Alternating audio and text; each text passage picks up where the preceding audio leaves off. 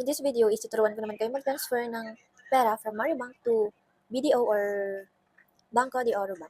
So, pupunta tayo sa transfer and then hanapin natin itong other bank. So, ito siya, tap lang natin. So, ako is BDO, andito na siya sa unahan and then kung ano man bank yung pagtatransferan nyo, pwede nyo i-search dito. Halimbawa, Land Bank. But ako, BDO, andito na siya sa unahan. So, ang gagawin ko na lang is itatap ko na lang siya. And then, kailangan natin hingin yung account number ng ating pagtatransferan. Tapos, ilalagay natin dito. Ako, nakopy ko na, so ipipaste ko na lang. And then, magsisave dito yan sa my recent, yung iyong recent transaction. Dahil nakapag-send na ako sa kanya, naglabas na siya dito. Makikita nyo rin sa inyo yan. And then, tap done. So, ito yung account number. Tapos, dahil wala na akong makitang option na next, at dahil meron na akong transaction sa kanya recently, i-click ko na lang itong sa baba. And then, ayun na, nandito na ako.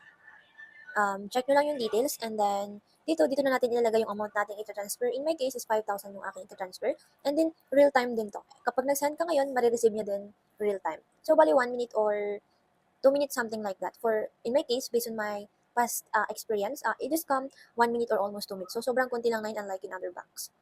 So, make sure na may balance tayo para mag-proceed yung transaction.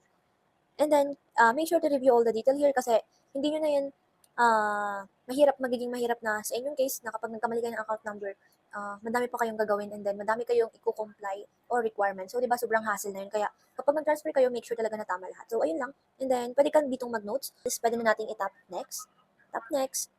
And then, ito yung pag-confirm. Dito, ito yung account. Make sure na tama lahat ng details, yung amount, and everything. So, kapag wala namang problema na at ready na mag-proceed, tap confirm.